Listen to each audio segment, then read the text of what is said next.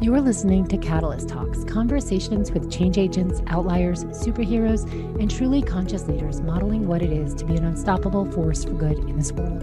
What lit these catalysts on fire to do their work, and what nuggets of wisdom can they share with a world literally on fire? The whole idea of Catalyst Talks and these conversations is to understand how these leaders have approached being on the leading edge of their truth. How did they uncover their purpose? And what does it really take to catalyze change and at scale? I'm your host, Stephanie Trager. I'm a consciousness catalyst and soul coach to superstar change agents in business, leadership, and life. On this podcast, I wear an eclectic mix of hats, including earthkeeper, healer, coach, lawyer, business, and higher purpose strategist. My intention is holding space for higher purpose, peak wellness, and soul mastery so we can live in harmony with ourselves, each other, and nature. I'm so excited for this conversation with Oren Harris. You guys are going to love it. He is a friend of mine who is a pioneer on the leading edge of human consciousness. He's a spiritual teacher and a transformational coach. He is the model of what it is to live a limitless life of freedom, contribution, and fulfillment. He is a highly sought after leading expert on flow and how to access these peak performance states of consciousness, known for inherent ease, power, grace, and next level of being. I love this conversation for so many reasons. We do get into it towards the end, so stay tuned till the end, please. And if you would like to reach out to Oren, all of his contact information is in the show notes. And you can also reach out to us if you have any feedback on this show. We welcome feedback. We'd love to hear what's landing, what's not, what you like, what you didn't like. And if you could rate the show, that would even be awesomer. And please subscribe so you can find all this information out at catalysttalks.com. If you would like to send me a note, you can go to stephanietrager.com. And if you are feeling a resonance here, if there's any way I can support you on your journey, do reach out at stephanietrager.com. All right. Welcome back to Catalyst Talks podcast. I'm so excited to finally have my guest, Oren Harris, on the show. I've been chasing him down for quite a bit already, all the way to the island of Kauai. And grateful you're here with me, Oren. So I love to open up with this very shallow question of what does it mean for you to come home to who you really are so you can do the work you're really here to do? You tricked me when you said shallow question. To me, coming home to who you really are is like a remembrance of who we are in our heart, who we are in spirit, essentially who we are beyond our conditioning and the beliefs and ideas and perspectives and challenges that we've defined ourselves by consciously or unconsciously. Coming home to who we are is, if you look at it as a process, then it would be like peeling back the layers of an onion, right? That's coming home to our soul, coming home to our heart. And it's in that space that we're connected to Source, God, the infinite, the creator. And through that channel, our unique contribution, our unique gifts, our unique genius is in its purest state.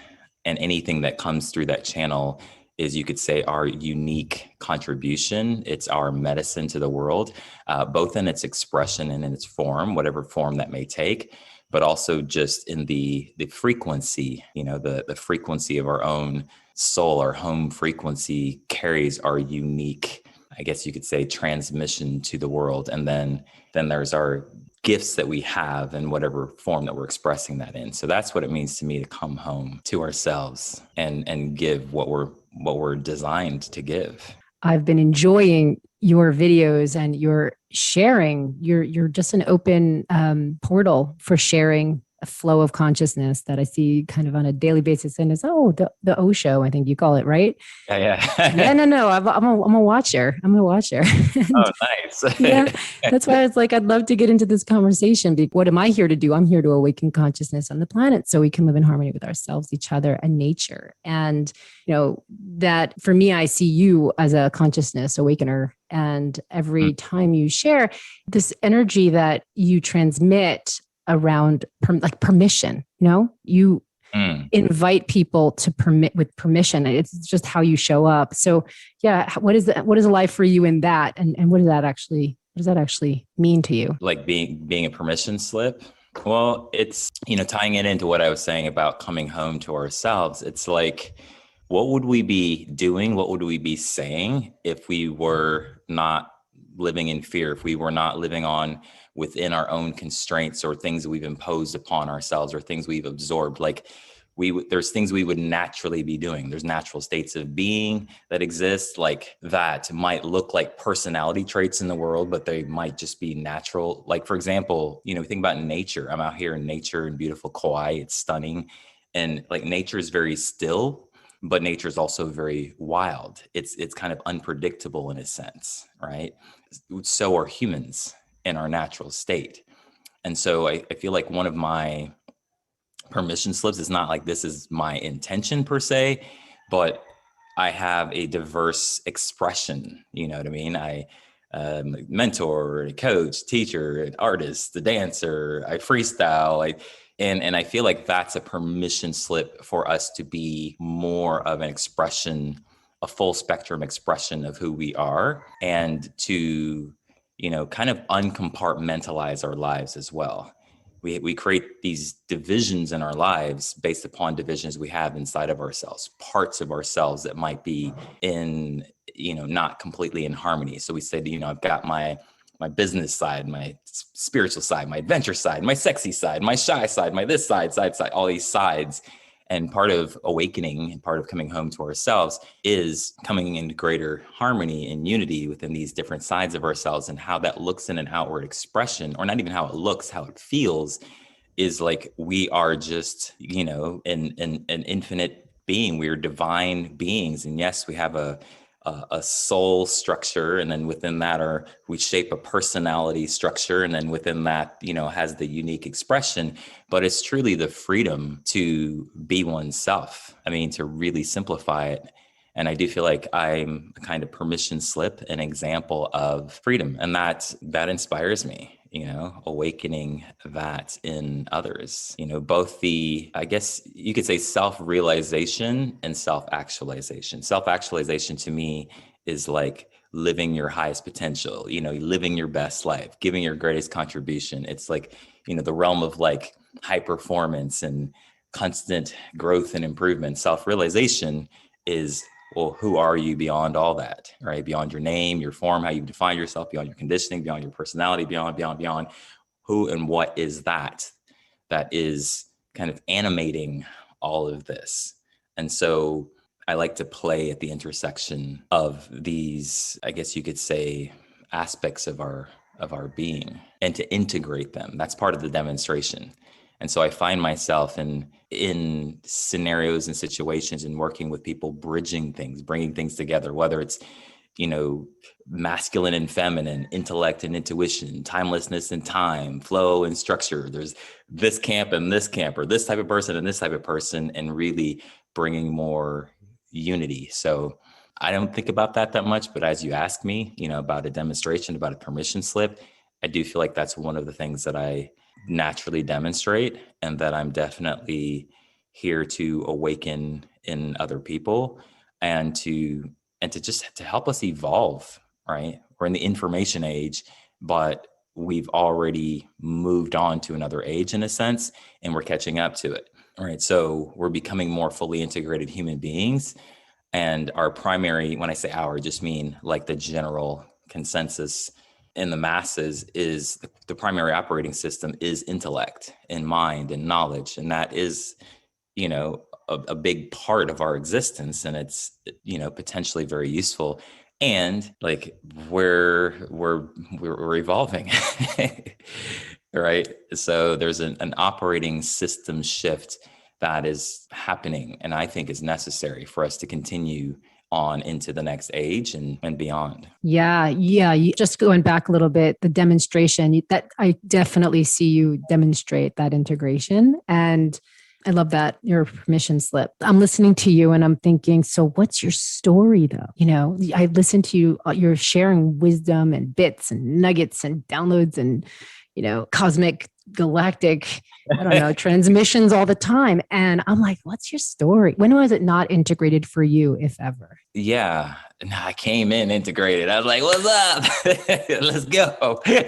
I mean, I've had several deaths and rebirths, I call them sometimes, several awakenings, some of which were completely like spontaneous, not by any conscious orchestration, and others that were catalyzed by like the first, when I think about like the biggest ones, it's not really fair to compare, but at least in my experience, the biggest ones, when I go back to like the only job I've had was teaching and coaching, right? And I taught school and I coached sports for 4 years.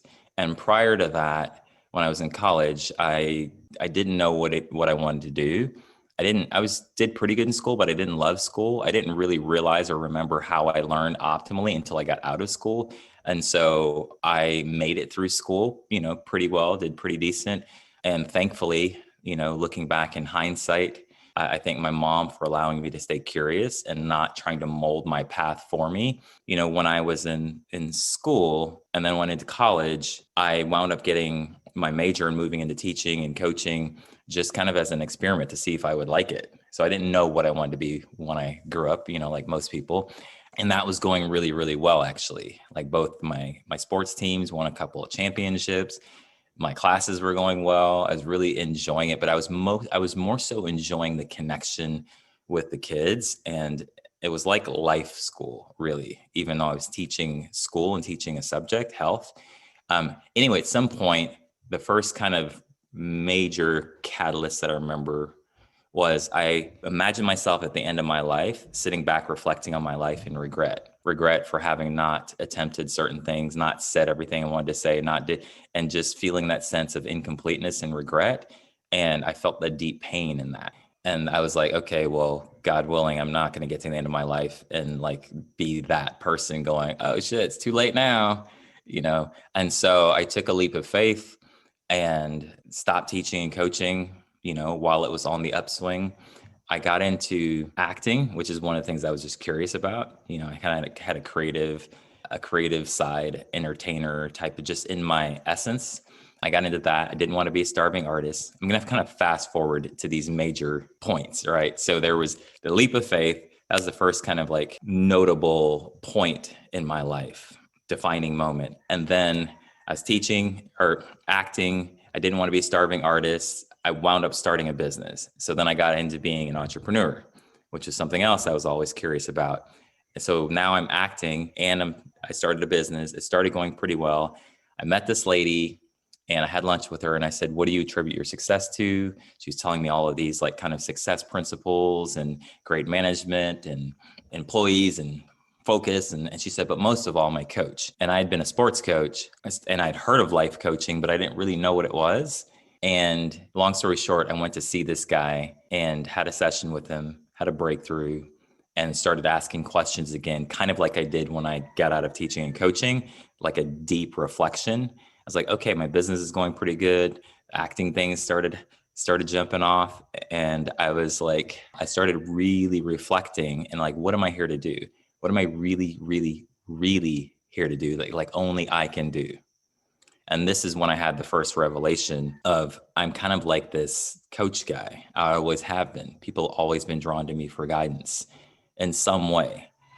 And so I realized that. And so then I decided that I was going to be a coach. Well, in that same period of time, as I had this breakthrough insight, and I felt like I knew myself pretty well at that time, in the same period of time, I was in a relationship with this woman from Arkansas, and her family was not, I laugh every time I say this, or last 2 times I said this.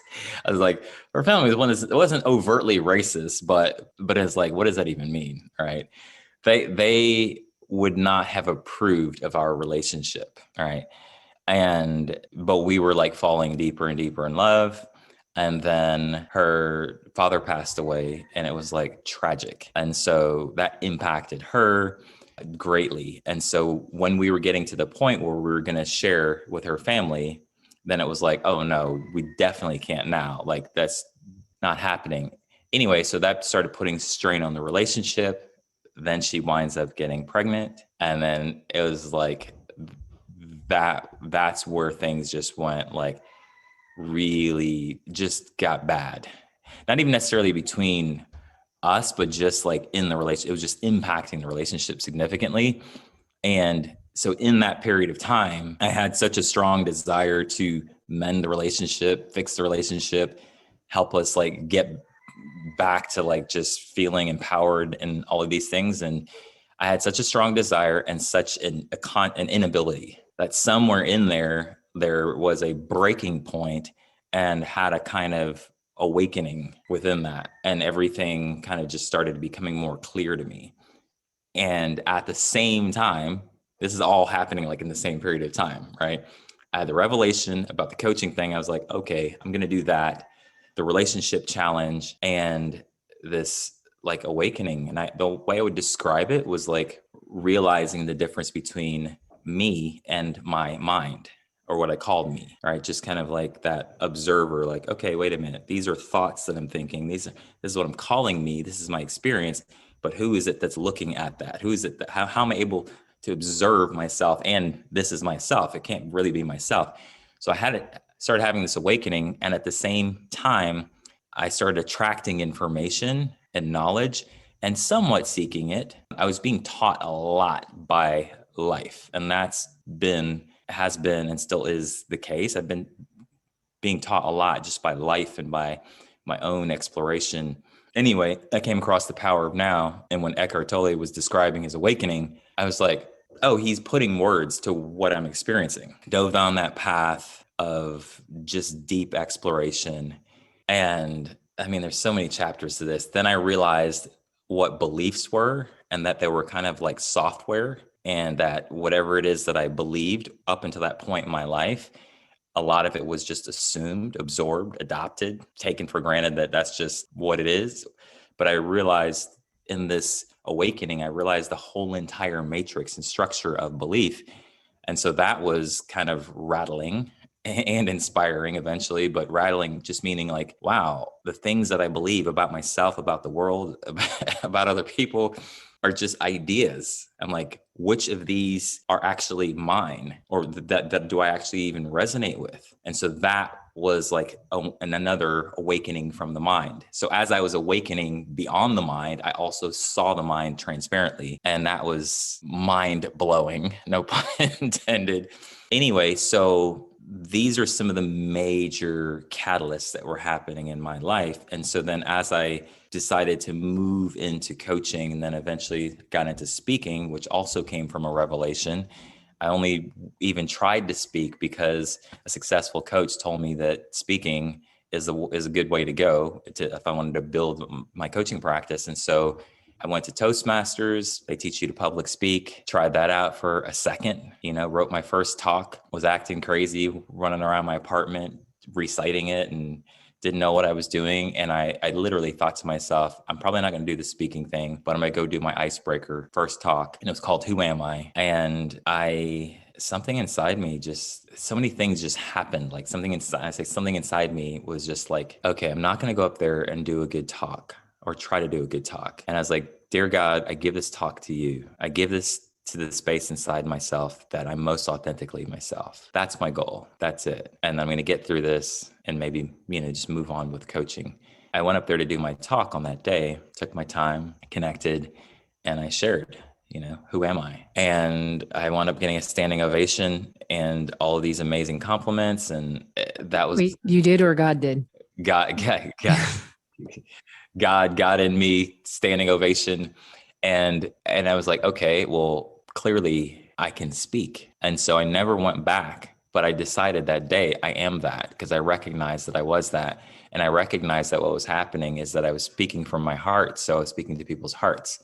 I was connected to spirit. So I was speaking to people's spirits and activating something inside of them, more so than what I was saying. That was the revelation that I had almost like in a moment. And so when people were saying all these nice things to me, I was like, what happened here? What's happening? And that was what I realized. And just on a basic level, that like people just want to be themselves and feel free to be themselves and feel good about it. So, and because I was willing to do that, to bare my heart, to bare my soul in that way, and to show up, that's what was moving people. That's why they were like saying, wow, oh my God, all these nice things to me. And then I realized, I was like, oh, well, I am that. Like that's not something I have to try to do. So then when I said I am that in a practical sense of I'm a speaker now, I'm going to enter the world as a speaker, I already started off with that revelation and that recognition. So I didn't spend years trying to learn how to become something that I was. I just kept honing in on the essence of what I was. And that's how I started speaking. Would you say that that's how you live life now? Every time you're stepping into a new growth edge, that you just are that, or you become that? Is there like, where are you right now? What's your growth edge right now? Let's just kind of bring it in there. What does it feel? Does it feel like you just, I am, or are you kind of on the cusp of a becoming? It's both, it's both. It's both. And that makes sense inside me completely. It's like operating in this world, but not of this world, or operating through the unfolding journey of time, but by way of the timeless, so it's both. I look at the relative nature of time and space and evolution, and my own evolution as it's manifesting here on earth through my sharing and through the things that I'm up to. And also I'm very much rooted in, like, inside of me in the deepest place, rooted in who and what I am. Mm-hmm. And so it's both. That makes sense. Yeah, that makes sense. When I listening to you, and you mentioned you had a few mini deaths, or deaths and rebirths, and I think about some of like the cataclysmic deaths and births in my life, and the definitely sitting right here is the path of the wounded healer. I mean, that was my past, right? And so, and that was a long, long journey. So do you resonate with that? Is that even part of your story of your past, path of the wounded healer? Not really. Maybe some similarities, but not really, which I find interesting sometimes. It's like, just because, like, synchronicity and what I'm attracted to, who I'm attracted to, who's attracted to me, it is interesting that that's not been a big part of my path. Or I don't know exactly what it means to you, but when you say it, I'm like, not really. Yeah, the path of really needing to do, I mean, we all, like, as you said, maybe you came in like this, so, or it's different, but the path of doing that, like really finding yourself in the dark night of the soul more times than you can count, and doing the deepest soul work, and the lineage clearing, and the, total. Yeah, and I guess this is what I mean by yes and no, because it's yes, maybe it's the way my path has unfolded. Mm-hmm. You know what I mean? Like, there's so many things, because I said I had several death and rebirths, like, and that's one of the ways that I transcended death, the illusion of death, in all of its forms, all of its earthly manifestations, rejection, abandonment, judgment. I've been through this. I think that it's just not as in a traditional meaning, like, as a seeker who seeks knowledge and then understands, oh, this is the dark night of the soul, and then, this is lineage clearing and heal. That's not how I came into this. But it doesn't mean that I wasn't on an energetic, emotional, soul level doing that work. It's just I was guided mainly by life, by God, by my soul, you know what I mean? And I think that's also one of my pieces of the puzzle, or it brings something to what I offer, that it happened that way. So yeah. when I speak about things that are like, that could be considered out there or woo-woo, I think that because of the way it unfolded for me, maybe it also brings a kind of groundedness to it, because mm-hmm. I'm like, I didn't read this somewhere. You know what I mean? Like, maybe I read it somewhere, but I experienced it. And so when I speak with a level of clarity and precision, maybe that's the difference. Yeah. Can I just share? So what I feel like I'm hearing you, and I sense from you, is that when you were in those moments of transitioning through that next awakening, it was the how you came to it, and the how you navigated it, right? Versus when I say the path of the wounded healer, that's a big generalization. Yeah. Like, tending to refer to having to really suffer, and maybe that's a pattern that one would have to clear, because that is just how it unfolded in the lineage, or their own programming and their own traumas as a child or something. But then, and transcending it that way, versus perhaps it sounds like you navigated it in a way that was like, maybe it wasn't easy. Maybe it wasn't, pretty. Yeah, I guess that's what I'm saying, is I've had my own challenges, and that's the similarity. But it's interesting because we can't really compare suffering, because it's, you know what I mean? It's it's like, and I think that gets us in trouble when we try to like look through a lens of like, I give you a personal example of that. So I transitioned out of a relationship a couple months ago, and I'm doing amazing and have been for a minute now, right? And my now ex-partner and even a couple of close friends were having like just really intimate, very well-meaning, heart-centered type of conversation with me. And there was an assumption. I don't know if I call it an assumption. There was this thing about time, like how much time, like this perception of me. Oh, wow, he bounced back so quickly. So that means, and I listened to her and I was with her in that because there was that was one pain point. Like, oh, wow, you seem to have moved on. Right. And one of the things I shared with her, and I don't want to get too much into that because that's not the point. The point is that, and I shared this with her, I said, you're looking at me through your own suffering and your own process. So you're not actually able to perceive how has my process unfolded. Maybe you get what I'm saying? It's like if you're viewing it through a particular lens, then maybe you're not able to feel what does my version of the suffering or the challenge or the healing look like. You know what I mean? And it's like that's where we're all the same. Like pain is pain, suffering. Even if you look on the surface and go, oh, but these life situations, one's more intense than the other, is like, okay, but that's not really what we're talking about. We're talking about like, how is the being experiencing what they're experiencing? What does it mean to them? It's such a personal thing that I think it's great to kind of really look at. And that's why when we're connected in the heart and when we can really truly empathize and commune with someone, then we can truly see where we're the same. You know what I mean? Yeah, you could argue like, oh, well, that's more intense than this. And it's like, and I think maybe there's some relevance or useful to that sometimes, but I also think it can be very much perpetuate the illusion of separation and have us lack empathy or whether for someone else or even be like, oh, this is just my little old thing, but somebody else over there is, I don't know. I think that's problematic it can be when we look at things that way. That brings up the projection that you ought to be having a certain experience or this is how it's supposed to be. Right. That feels, when you were speaking that, it feels like such a holographic frequency that is vibrating on this planet right now. These projections of how you should be, or, Totally. Yeah. I was not that I needed to, but I was explaining it to a close friend of mine yesterday who came over here because he just found out that we transitioned and he's friends with my ex-partner. And I said, yes, I have healed, expanded. I feel very empowered in a short period of time.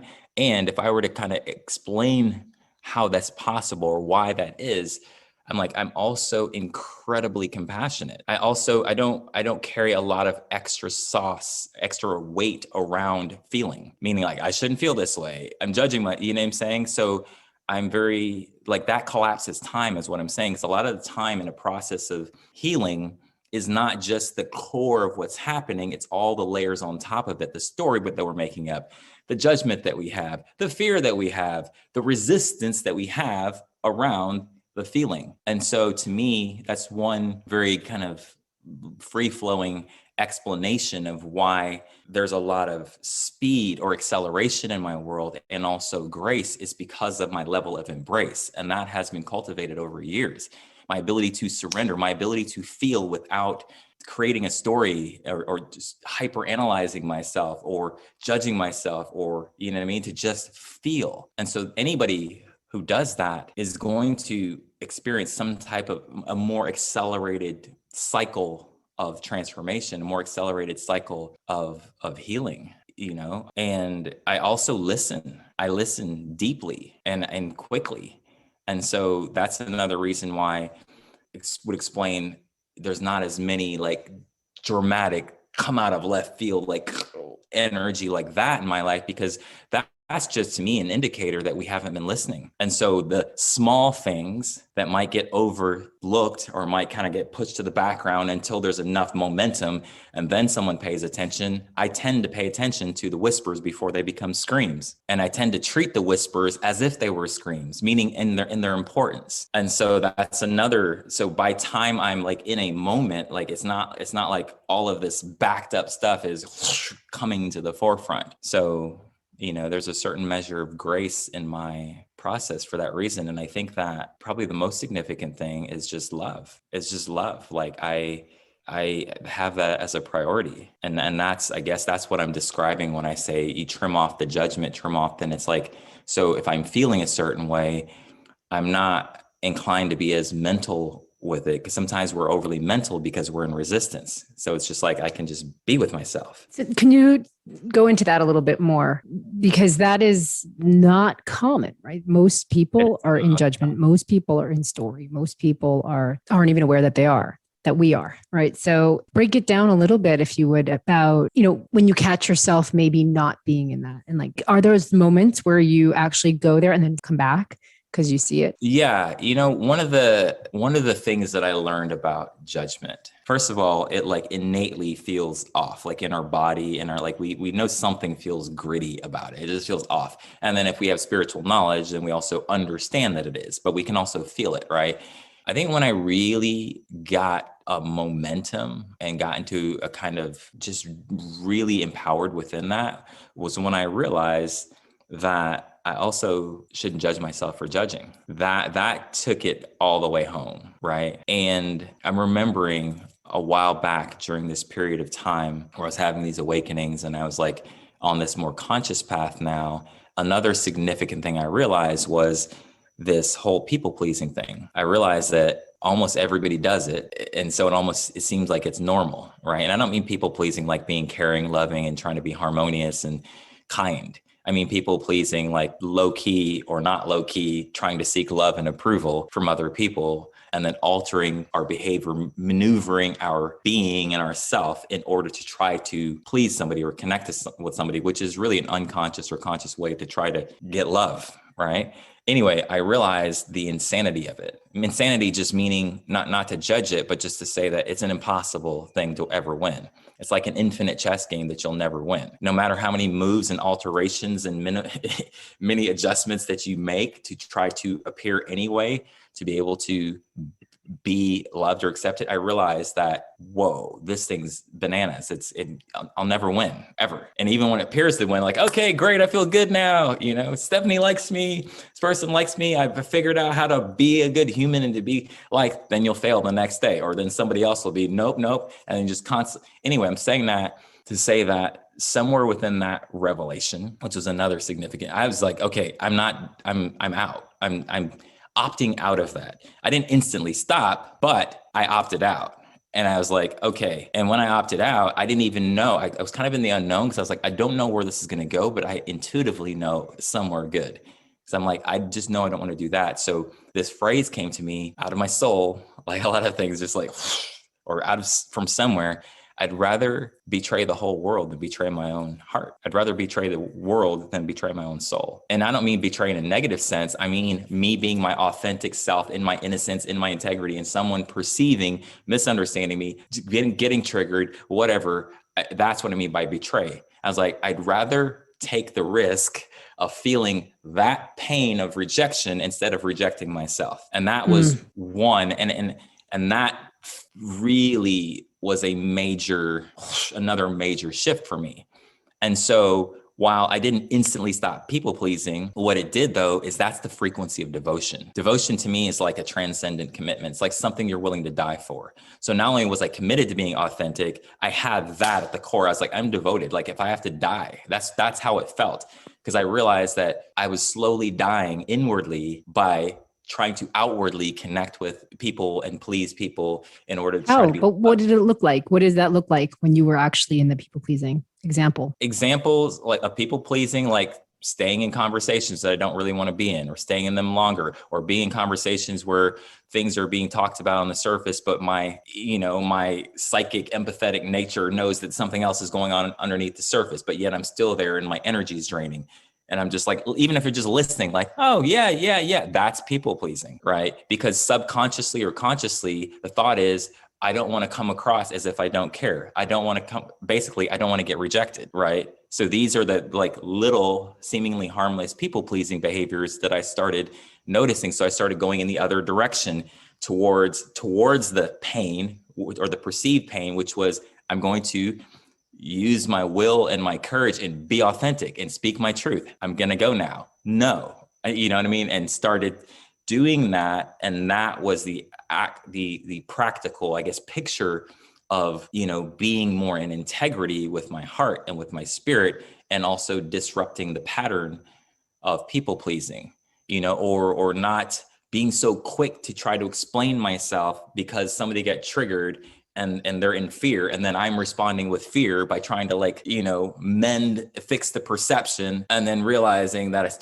I would feel, again, it's like the self-betrayal. So it's like the trade-off. And so all kinds of variations and versions of that were part of the dismantling of the people-pleasing program and the awakening of, like, what does it feel like to truly speak, live, embody my heart's truth as it's occurring inside me. And I devoted myself to that, which means I was willing to die. And willing to die on a, like I said, on a kind of emotional human level, just means I'm willing to be uncomfortable. I'm willing to have the awkward moment rather than stay in something and be suffering on the inside, or, you know, dying on the inside because I'm trying to sustain a false sense of self to try to maintain an image or to try to maintain love, and then realizing that this isn't love. I know it's not love. It's not working. It's not love. Even when it seems like it's working, it's like, hey, everything's working, everybody's happy, you know, but then, like, your mind starts going crazy, your health eventually starts going bad, like you're dying inside. So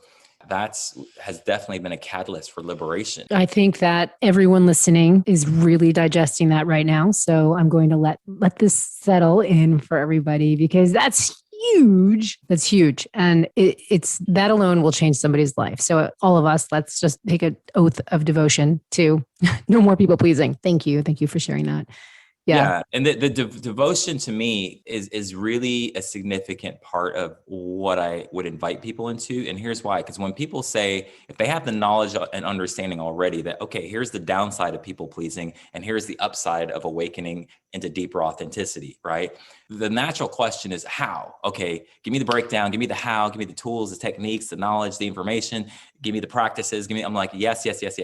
And the deeper your devotion is, the more fruitful all of your activity will be. Because the deeper your devotion is, when there's more devotion, there's less negotiation. So it's like you've already given yourself to the process, which means when the uncomfortability, the awkwardness, the challenge comes up, when you're in devotional energy, then yeah, you might stumble, fall, crawl, walk, pause, but you're like, I'm going that way. I'm willing to die in the fire. The fire, I call it the fire of love, the fire of truth, the fire of the authenticity of the moment, to liberate myself. And what also happens is that you also liberate yourself from the falsity of the matrix, meaning, like, and I said this before a few times in the last year, that when you're speaking your heart's truth, in your authentic truth, then you are essentially in harmony with all other beings. You're in harmony with all other hearts. And so the manifestation of someone being triggered or appearing to experience pain in the presence of your truth is an illusion. It's literally an illusion. What you're seeing fear through your fear, right? And this is how we kind of suffocate each other, or we stay on this level of consciousness where we're like, and then it reinforces itself. We're like, oh, I was in my innocence, I was in my truth. Oh, I caused pain. I was like, what you're perceiving is not pain. You're perceiving a manifestation of fear. You can't cause pain to a being when you're in your being. And no being who's in their power, in their heart, is going. They may disagree with you. They might not even like you, but they won't feel disempowered or feel like you've inflicted pain on them. So this whole facade, it's an illusion that people can't handle our truth. It's the only thing that gets burned in the fire of truth is something that's not true, right? And so there is a kind of, destruction in that sense, but it's only life-giving, and what I'm saying is, as we awaken to that, we also see the matrix becomes more transparent, which also in action looks like compassion. It might look like oh, this person's like, judging me or saying something or reacting to me. And then I can actually feel love for that person because I'm like, oh, I can see right through. I'm like, oh, this person's just hurting. You can't see that when you can't see that when your sight is in the matrix of fear and you're only seeing the reflection or reaction to the reaction that's happening in you. You can't actually see. You're not seeing the being. You're not seeing the fundamental what's actually going on inside of someone. You're seeing a manifestation of fear, which is not true sight, really. What I was going to say right before you said that was the fire of transformation, that fire, walking through that fire.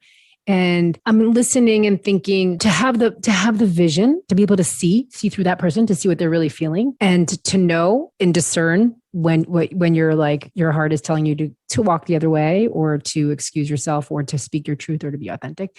There is, I'm thinking of how that doesn't mean, speaking your truth to the person, like vomiting negativity on them, right? Like, cause that is the kind of, could be a default for someone who's not able to really, who's not at that kind of place in themselves to really come from that pure place of their heart, that delivery is a huge piece of it as well. For sure. And that's why I say heart's truth, and the more, and look, like, the process of awakening to that might be messy, but trust your heart. If you have a positive intention, and forgive quickly. Because here's the thing, if we start trying to manage that, that's also dangerous, because now we're operating on human discernment. And we're like, there's human discernment and divine discernment. By human discernment, I just mean that you're looking on the level of perception and that's when you start playing life like a chess game. And if you try to be intelligent, even with a good intention, intelligent just meaning I should say this, not say this, maybe I'll say it this way, maybe I'll learn how to deliver things. I think that can take you so far, maybe, because it all depends on your level of consciousness, right? If you're still coming from fear, if you're still in people pleasing, and then you try to, with good intention, try to alter your behavior, your words, you're kind of caught up in the same matrix. So something really has to pop that open. When you're trusting your heart and you're willing to be vulnerable and open and be right in the fire of truth, then it purifies you in a sense, right? And then your discernment now becomes transcendent. It's not only existing within what you can see or even your own belief structure, but that's to move into that level of discernment, which now love and the intelligence of the love that you are and the intelligence that's inside you is what's discerning. It is the guiding principle. You have to be willing to die. You have to be willing to be misperceived. You have to be, you know what I mean? Like what they say, that phrase, tough love. It's like you have to be willing to surrender and give yourself to that at whatever the result is going to be in that level of integrity, So I'm not painting it like it's easy per se, or like it's overly simplifying it, but it does get simpler and simpler and simpler because clearer and clearer and clearer that you get. And so, yeah, when I say speak your truth, I don't mean like assert your reality or beat somebody over the head with the truth. You might even be intuiting something that's true, but if it gets filtered through your ego structure, then now, and you start using it, then that's not what I mean by speaking your truth. That's why I said your heart's truth. So there is a wisdom that comes, but that I'm also saying that wisdom comes with being able to me, not from trying to perfect yourself and be a master chess player and learn all the best communication things. That can help to a point. The wisdom actually comes from, to me, dying in the fire of love and being willing to be fearlessly, courageously authentic and true to the moment and do your best with your best intention. That's to me is where the purification actually happens. Otherwise, you're just being more intelligent, and that could be functional and useful, but from a transformational point of view, like we gotta be willing to like go there, and it just becomes more and more clear, or it has for me, and that's what I've noticed, and that's where vulnerability and humility play a strong part, to where you're not asserting your truth and you're willing and to see and be open and to see another's point of view, but without absorbing another's point of view, which is what happens if we're people pleasing. Then we can be compassionate. We learn these points of discernment. It's like compassion doesn't mean agreement, right? Unconditional love. It's like I've said before, be unconditional with your love, but be conditional with your time. Like not everyone deserves your time and attention. Not everyone's meant to have your time and attention. That's not what love means. Love is something that is occurring inside of us. It's how we behold ourselves and behold others. There's these things that I've learned that we learn along the way if we're, trying to be loving or compassionate and like to kind of find this balance point, if you will. So what feels difficult or challenging for you right now? Nothing at the moment in the way you say it. Like, this is a great question to ask because I tend to, especially if I feel how I feel right now, to look for the subtleties at the leading edge, because how contrast works. If you go from like, just to look at it energetically, if you go from like anger or frustration and you compare it to joy, the frequency is such a distinct difference that the expansion is obvious, right? But if you're in joy and you're expanding to the next octave, then it's more nuanced, it's more subtle, right? And so I'm not experiencing anything as a deep challenge right now, but I could find a point of challenge. And I would say like I'm so creatively full right now and I'm expressing a lot of that and I'm integrating, so there's a process happening there. A few weeks ago, my greatest challenge was in the transition of my relationship and doing my best to hold my heart and hold my partner's heart at the same time, given that we're two different human beings and we're no longer together. That was the last more palpable sense of a challenge that I remember. And that was just a few weeks ago. And that's coming from like wanting to fully give and receive the love that I am, and also just being in the presence of like the energy of heartbreak and giving it space to go through the process that it's meant to, and also doing that with myself at the same time. I found that to be challenging at times, and like if you were to observe me, if you had like a microscope inside my consciousness and like had hidden cameras everywhere, it goes back to what we were saying earlier. My level of embrace of that, the actual way I relate to challenge, also is why I don't suffer. Like, Yes. I'm truly not positive thinking. I'm truly reverent for the jewels that are coming out of any process. Like I look forward to it. So that takes the resistance off of it. So there's a level of embrace within it that's the last challenge that I had. And I'm trying to just scan if anything else. Well, I think that another word for, I was listening to you, and within the octave of joy, for example, that example, really it's what's an opportunity that's in your space right now, an opportunity for you. Co-creation is very alive for me right now. Co-creation is very alive for me right now. Co-creation, collaboration, that's very alive for me right now as an opportunity that I'm seizing.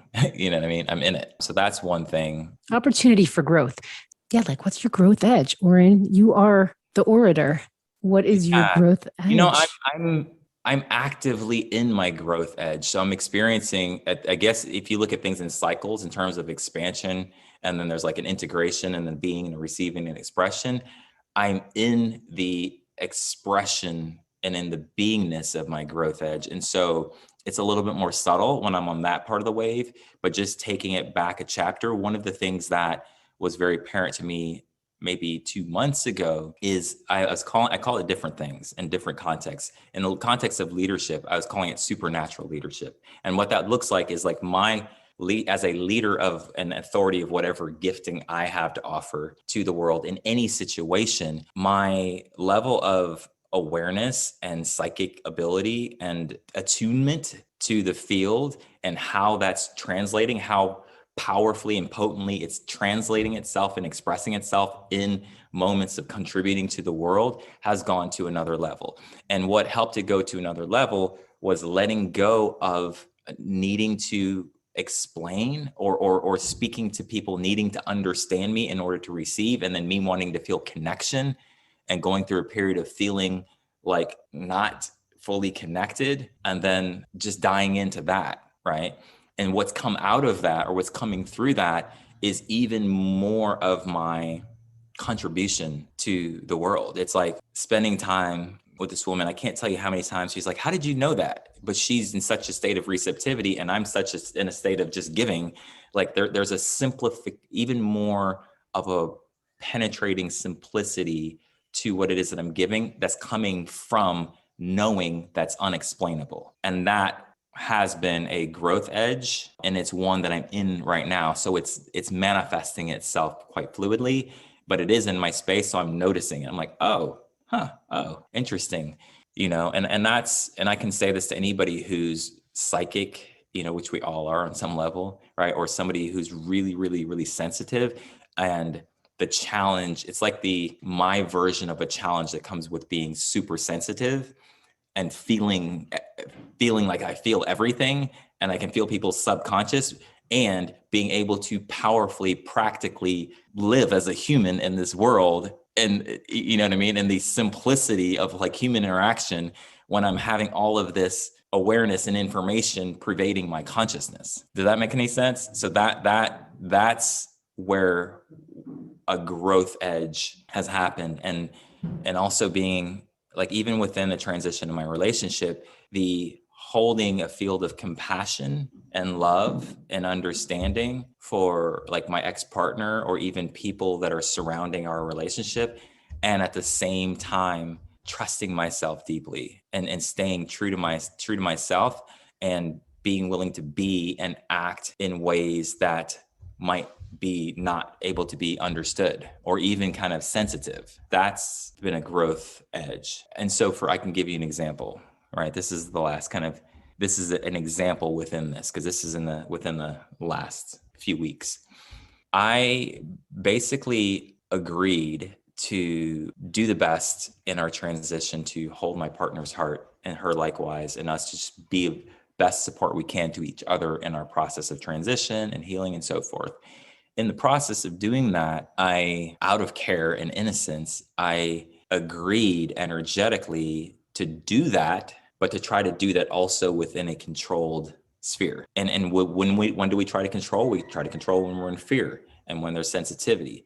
And so I innocently did that, which set me up to fail ultimately, because if I bring my care and my love and my execution of that down to a level of then for me, because I don't really reside in that place, that's a point of now creates an inner conflict. And now I'm subject to the parameters and perceptions within, this is what sensitivity or care could look like. This is what the healing process looks like, and more on a human level of navigating that. Does that make sense? And that may not be relevant for everybody, but for me, primarily because of where I rest most naturally within myself is in my devotion to love. And that's what guides me, and that's what moves me. And that is transcendent of even my ideas that I have. And so to try to operate within a level of like, I'm going to try to control this. It's kind of like what you said earlier about like not, spewing your truth over other people and having that kind of, because I purified myself and my heart and my intentions are pure. I don't need that type of regulation. In fact, it actually contracts me.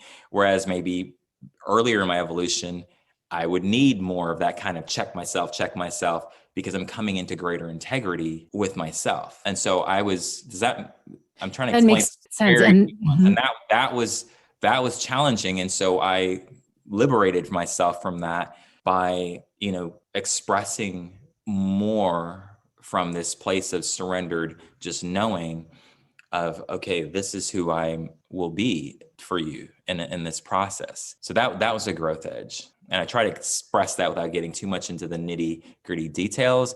But like basically when I had the first agreement, when we were like to hold each other in a certain way, then I posted something that didn't fit that, or that was interpreted as, oh, well, that's not fitting this. And then I realized that, okay, I see that. And I realized that I was in an agreement of trying to uphold and fulfill something that ultimately I can't, because there's also fear in it, which is natural when we're, going through heartbreak or like deep pain. For most of us, fear comes up. That's why we contract. It's like, ooh, I don't want to feel that. And so whatever that is in us that then tries to consciously or unconsciously manage the pain or manage what we're feeling, or kind of like, it's like survival instinct. Yeah, I do my best not to operate like that. And if I do, I love myself in that. So I know So it's not even like I'm trying, I'm just saying, I know who I am, and I know yeah. what, and I know that for others as well. So it's that balance of like truth and compassion, right? Truth and love. The love is the unconditional acceptance of all. The truth is the clarity of this is who you are. This is who I am. This is what's true. And so I have the space and the awareness and the wherewithal to use my will and my courage and in the unconditional love and point it at what's true. Yeah. So first, I want to honor you for sharing. This is very helpful, I'm sure, to a lot of people. It's beautiful and helpful to me to hear. So thank you. And, just sending your ex-partner all the blessings in the world as well. And just being in this space. And what you're saying is probably really, really important for a lot of people to hear right now in the individual, personal, relational level. And at the larger level, I'm just looking at the time, and I know you're starting your day over there in Kauai. So I just want to ask you one more thing you might want to share about how do you feel like this beautiful offering, this devotional place of speaking from your truth, how can people, because people are so divided right now, how do we use that as a tool just in the larger landscape of what's happening in the world right now? I mean, it begins with ourselves, right? And the willingness to be transparent with ourselves and to be more loving to ourselves. And then it extends out to the degree that we're doing that, then we're able to do it with everyone else to a greater degree. And I don't know, I feel an urgency, not emergency, but an urgency and a really deep invitation to move deeper into that fire that I'm describing, into that vulnerability with ourselves and one another, because that's what ultimately kind of dissolves the veils and the illusion of separation that are creating a lot of the challenges in within ourselves, within our own body, within our own relationships, and within the world. It's just like, it's like the macro and the micro. And it just feels really timely at this time for us to lean into and apply our courage to what it is that we feel in our heart and what it is that we know deep in our heart. Really, really, put our courage and our will in service to the heart right now. And on a relational level, it looks like what I just described, like just having, a deep, intimate, sensitive conversation with compassion and love with somebody that I deeply care about. But you see that is no different than like relating to the world. And I think that the more we're devoted to being that way in every area of our life, and if you want to look at it kind of systematically, like that's how I look at it. It's like, what area or part of my life do I not have the same level of devotion to things that I know to be true, things that I deeply value? That's one of the ways to create more unity and integration versus separation, is to start looking at the areas of our life. Like, oh, am I more authentic over here in this area than in this area? Investigate that, adjust that. Where am I applying this principle here, but not over here? Like leaning into that. And I feel like going on the grand scale, that development of deeper compassion and empathy and ability to see ultimately allows us to see the bigger challenges and the more on a world scale, to be more intelligent and equipped to meet life and the biggest challenges that we face collectively with all of our power rather than a fraction of our power, right? And to access all of our power.